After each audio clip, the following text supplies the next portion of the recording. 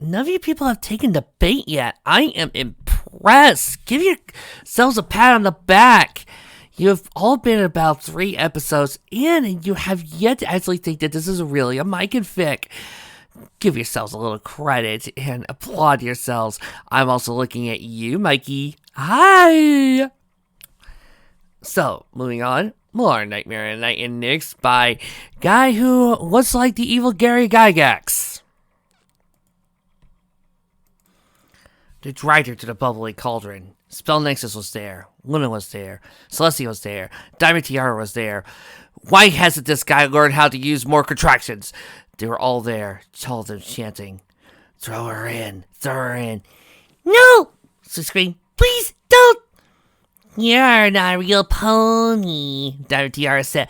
You're just... Oh, do I have to... Diamond Tiara, you're complaining about this? Yes.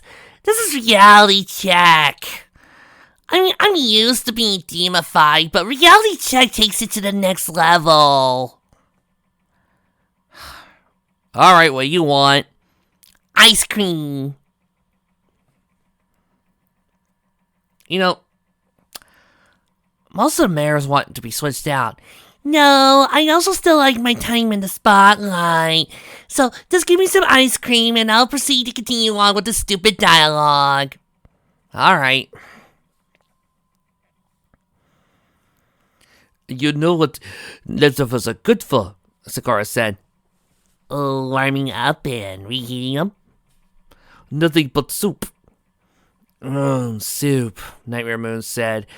She sat at a table, bib around her neck, a bowl in one hoof. Am I the only one who's bored with this scene? Gonna have me some soup. I mean, this is supposed to be a traumatizing nightmare for Nyx, and it's just boring, dull, and uninteresting. It's lifeless. Mainly because there's really nothing for this. Nyx has already worked through some of these issues by this point, so it just feels so lifeless. Celestia and Luna grabbed her, held her up on a cauldron. The broth cauldron creaking sleekly light. In you go! No! Nyx screamed as he plummeted into the cauldron. Nyx awoke with a choked back cry. She was at the Crusaders clubhouse. She gasped for air, tears rolling down her cheeks. It was another bad dream, like the one she had been having for months. The Alcorn filly curled up in a ball and cried quietly to herself, not wanting to wake any of her friends. She was so tired of bad dreams. She wiped her face on a pillow and curled up in her sleeping bag, listening to rain. It was dark in the treehouse, but sunlight still leaked in through the raining windows outside. It was late at night. Everyone had spent the day plotting and planning for Nightmare Night, and then just playing and goofing around till late.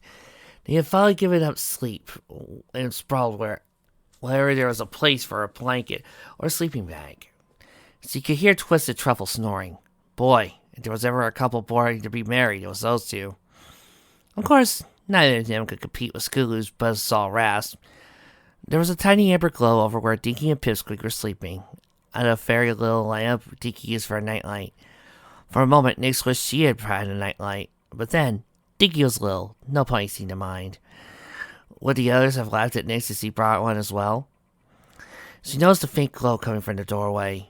The door was open, and there was a small little yellow light jutting out on a narrow porch. She could make out the silhouette of some pony sitting out there, their back to her. Did she hear the crying? Curious, she crawled out of her sleeping bag and crept to the door. A tiny golden light was Pee-wee. The little phoenix had made a nest out of some cloth scraps he had found in a rag box and napping cozily in the shelter of the porch. Sitting next to him was Rumble, the Pegasus colt. He was staring out into the rainy night. Nyx could see tears glimmering in his eyes. She crept closer. Curiosity and sympathy piqued. Psst, she whispered, trying not to wake anyone. Rumble was staring glumly on the rain, huddling close by the faint glow from the little phoenix chick. There was a shuffling sound around him. Then he heard a psst. Startled, he turned and looked at the dark clubhouse and saw a pair of glowing, cat-slit turquoise eyes looking back at him. Rumble's big brother Thunderling liked to joke that Rumble didn't have much going for him, but he had a screen that could put a tornado galaxy on the same. Although, considering the fact that this is a world with things like Tornado Day, will we even have a tornado collection? Rumble sucked in there like a jet turbine. Two indigo hosts came out of the shadows and plugged his mouth. Rumble, stop! It's me! The eyes hissed. They moved closer. The purple mane came into light. Rumble sank to the floor, wings quivering with relief. It's you, he said to Nix. Horse apples don't do that to me. Sorry, Nix said, eyes downcast. She looked to him. I thought I heard. She hesitated, biting her lip. She couldn't say she heard him crying. Boys got all weird about that kind of stuff. And some mares. Nix, one of your mom's best friends is a mayor who wouldn't say the type of thing. My God. Reality check, work with me on this. This is a matriarchal society. This is where mayors have dominant power. Why on earth would you still have boys saying that boys don't cry in a world like this? Just why? What is the logic behind it? Explain this to me!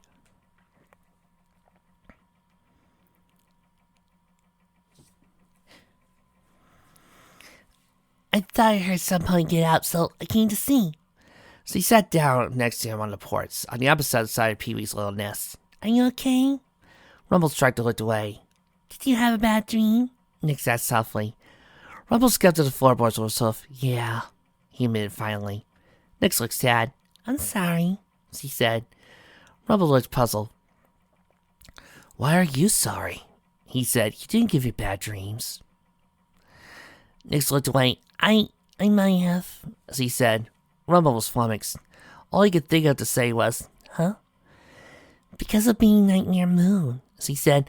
I found out after I came back that a lot of cults of fillies have nightmares now because of me. She didn't sing anymore. She remembered all the clues he picked up, conversations he overheard, accusations cults of fillies had thrown at her, the grown-up ponies had thrown at her at Twilight, all the cults of fillies who had started having bad dreams, how Silver Spoon had trouble sleeping, how Diamond Tiara was constantly afraid her father would be taken away again, how Dinky had to sleep with a nightlight. No, that's normal. My adopted dad is a doctor after all. He tried traveling around with Jim and not wanting a nightlight. It wasn't hard to figure out why. Rumble actually snoring. You think it's all because of you? He scoffed. That's dumb. You're not the only thing that's happened at Plainfield lately. Nix looked surprised. Like what? You mean... Nix, you didn't ask? Nobody told you? My God, reality check, you are an idiot. Rumble grinned. You know, it's kind of hard to remember you're only a year old. He said, lots of stuff that happened before you were happened. He counted them off. There was the Hydra. That was only fueled by Twilight, Fluttershy, and Pinky. That didn't happen to Ponyville. That thing just lives out in Froggy Bottom Pog. How does that count?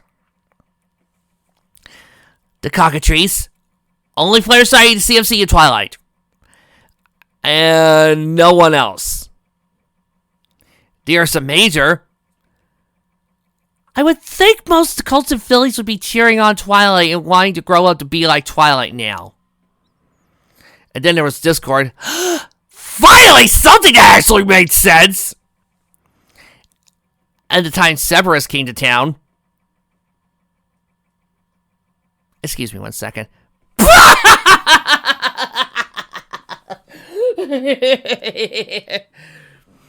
Do you really think that Cerberus was a big, scary thing? Maybe mythological Cerberus, sure, but... MLP Cerberus? He got turned into a giant puppy dog in 5 seconds!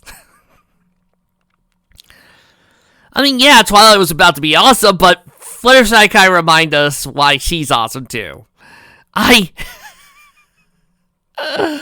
Oh my god. You only are batting 1 out of 1, 2, 3, 4, 5. You're batting 1 out of 5, dude. Just, the Luniverse makes more sense now. It really does. Oh wait, I forgot. The writer of this hates the Luniverse. And the Parasprites. Who'll be scared of Parasprites? Asked Nick scornfully. My brother's girlfriend. She hates bugs. I kinda don't like him either, he confessed. Anyway, then the Parasprites came. They ate all the food in the house. Did someone cast a spell to stop them and they started eating the house too? So you didn't notice Twilight using her magic? And she thought they were going to eat her next. She was wearing a skirt that he thought was tasty, I guess. She ran all over the place screaming. Why was she wearing a skirt? We don't normally wear clothes. And yelling with Parasprites gnawing on her skirt hem. Nix felt bad for Kickle, couldn't help it. I'm just saying, there's a lot of scary stuff out there all the time. It's not your fault. Audience, if you could please put down in the comments why it seems like bad writers like Asshole over here like to take the fun, silly elements of a kid's show like MLP, or the fun, silly elements of something and really darken it up to adding, like, say, Spike falls to the middle of the icy river. He got pneumonia! Or this scene, or, something silly happens and everybody's like, let's wrap it up! Please, post it in the comments below. I want to make sense of stupid. I really do. Nick smiled hesitantly. So what's your bad dream about? Rumble's smile faded away. He looked back out at the rain. You remember the changelings? I mean, you heard about them, right? Nick nodded and gave a little shiver. It happened a year before she was born. The shape-shifting creatures, half insect, half pony, and almost conquered Canterlot. They were the reason every home, business, caravan, train, office, town hall, and Equestria had one of those special emerald lanterns of Celestia's own design, light somewhere inside.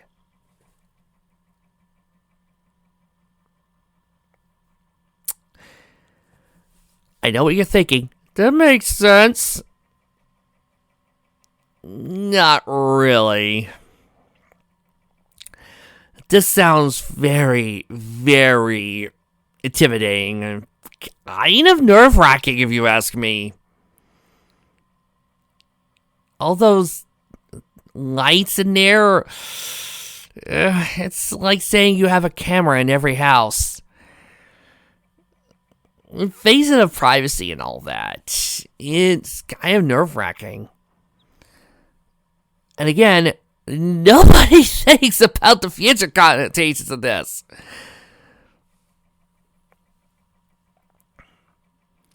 Any changeling that walked into their light would lose their disguise and have their true form revealed.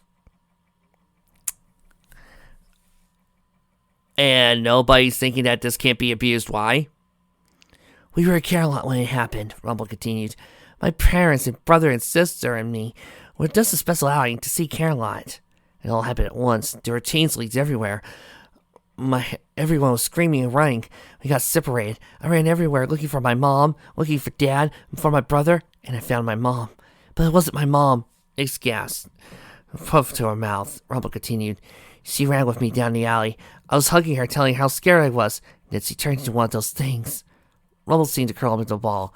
There was a big flash of light, and she was blown away. Found my real mom down in the alley. We're all wrapped up in a big cocoon. We're all safe, but ever since then, Rumble rubbed his eyes on his foreleg.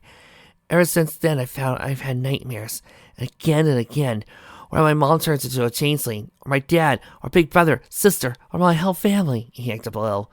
But the scariest ones are when I look in the mirror. It's me. He echoed again and again. He just won't go away. He just won't stop. So, we're going pony POV logic and saying that there are no psychiatrists. Hey, you said there are no psychiatrists. Oh god, not you again. Does that mean there are no psychiatrists and you're thick? No, random riffer.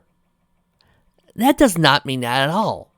I said going by pony POV logic. You know, pony POV. That popular fic with different perspectives, good psychological horror, that kind of fic. Die!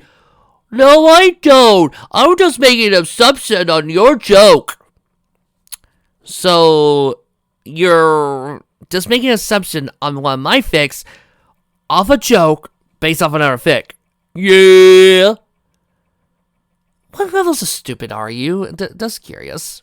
Reality check. Oh, okay, I get it. You're the type of people who think that this is good writing. He sniffled. Promise you won't tell the guys I was crying? Nick smiled and I promise. He sat and watched the rain for what seemed like hours. What were you having bad dreams about? He finally asked. She hadn't been as quiet as he thought. Nick frowned. It's stupid. You laugh at me. She mumbled. Rumble shook his head. I promise I won't. He said, crossing his heart. By the way, Rumble, again, matriarchal society, badass females. If anything, it should be even more okay for stallions and colts to cry.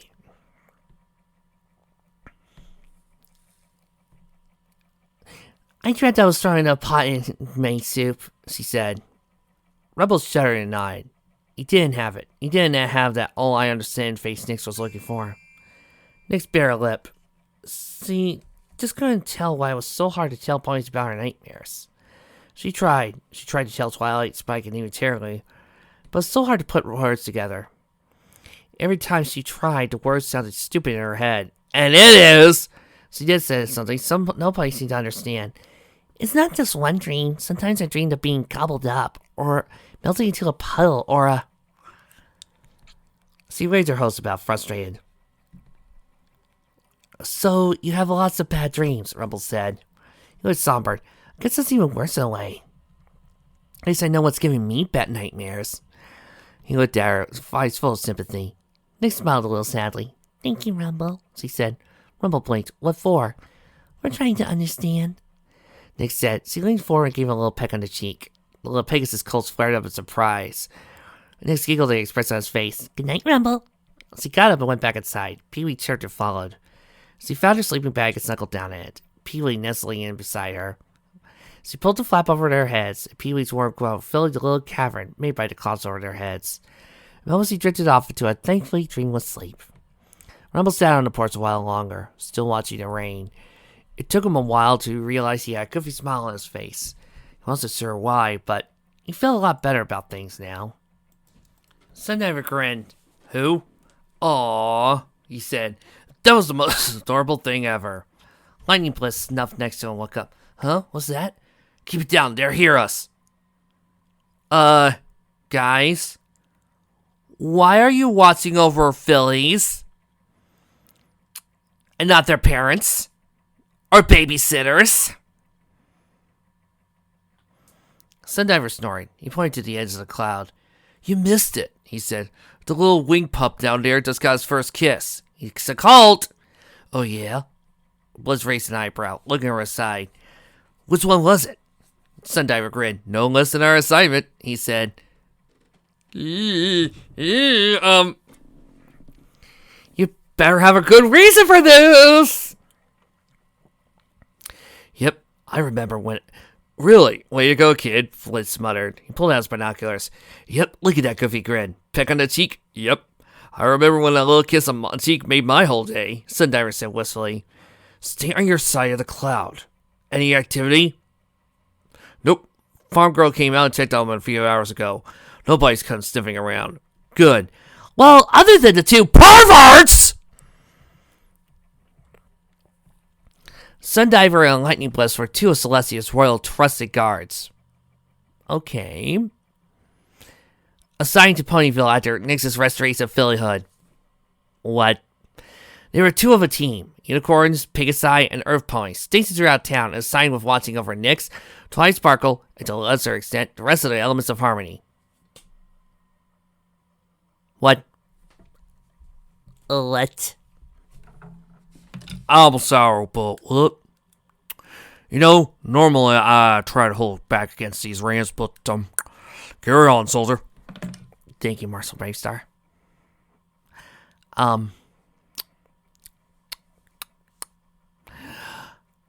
RC?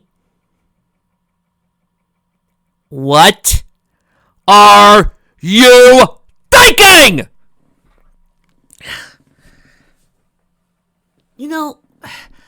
I still do love it when bad writers like this put in little bitty scenes that show off how naively stupid you are, and now you realize it. Sometimes I wonder when people come up with these ideas that they don't put any thought into them and realize very quickly how stupid it is. First of all, you have a bunch of grown stallions watching over a little filly and keeping an eye on her without the little filly knowing about this, or any of the mares knowing about this. Celestia's lucky that those guards are her most trusted and royal advisors. Otherwise, I would think there was some perviness going on there. But surely, Celestia has backups and checks and balances to make sure that these guys that she assigned to watch over 6 available hot, sexy mares and 1 little filly are completely devoid of any corruption or horrible thoughts or any urges, especially around that time of the year, when they get hot, if you get my meaning. Surely Celestia made sure of that. Because if I know my real world problems, there might be a chance that there might be a few of these guards that might have slipped through the cracks that might take advantage of the fact that they're watching over 6 lovely, sexy, hot mares and might, Lex the carrot, play with Lily, if you get my meaning. I'm just saying, the idea of this is kind of creepy and kind of infringing on the girls' privacy. All of them. Next, this shows a huge lack of trust in Celestia. I mean it. And this author even confirms it. Watch. They thus far kept their presence and purpose hidden from everyone in Ponyville, including their clients. No, that's not suspicious at all. Nope. It's not like Men in Black or other hidden surveillance things. It's a very real threat. Apparently it dawned on Celestia that she had a number of incredible eggs in one frequently shaken basket. Said eggs with some very, very good powers and abilities, and ponies who just want to have a very, very normal life. And had dispatched a team of uncovered basket tenders to protect those incredibly valuable targets. Wow! This means that the main 6 will never have a day of rest. But they're undercover. Yeah. Which means at no point will they ever know when they have a private moment. At no point will they ever think that they have a moment to themselves. What if Applejack decided to go swimming? You mean to tell me that these stallions will be watching her bathe every freaking moment? That they'll be watching her swim? What if Applejack gets together with a stallion and they go up to the barn and have a couple of little, some fun times? You mean these guys are going to be watching her every moment?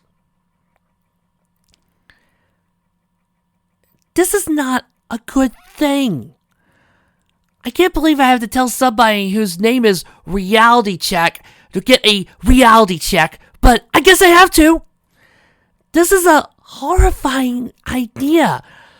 And what are they going to do if it looks like somebody's about to attack them? Misconceptions happens all the time. It's kind of like what I pointed out, the problem with Starfleet's little, oh, well, we don't need evidence. We just have a visor that sees if you're telling the truth or not. And we can see your memories. Memories are faulty. They can fail all the time. They can be influenced. Same thing here. Misunderstandings do happen.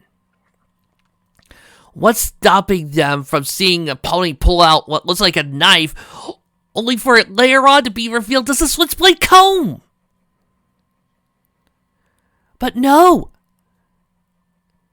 So Reality Tech actually thought this was a good idea. To have a bunch of undercover surveillance people going, let's watch.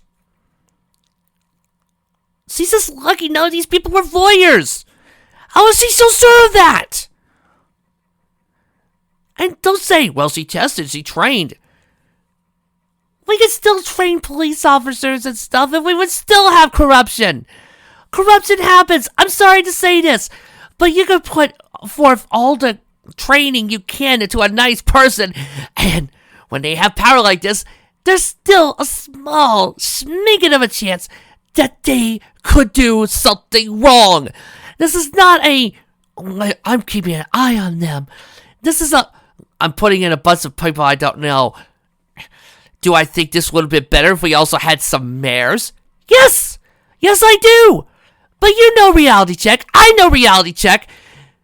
We all know this is sexist. We all know this is a freaking sexist ideal. There are going to be no mares. There are going to be no females here. It's only going to be stallions. We have dicks. We have dicks. Yay, dicks. We'll be watching over them. There'll be no freedom for these girls because they are women. They are weak. Let me guess. Shining Armor doesn't have this, does he? Of course not, because he is a stallion, he has a dick, so thus, he is fine. But the girls, they're frail little creatures who need these voyeurs watching over them. Oh, I just love this next little line. I like that they try to save themselves by pointing out the bucking a dragon in the face and staring cockatrice down, but then they break it down with a mother with a little foal is vulnerable in whole new ways.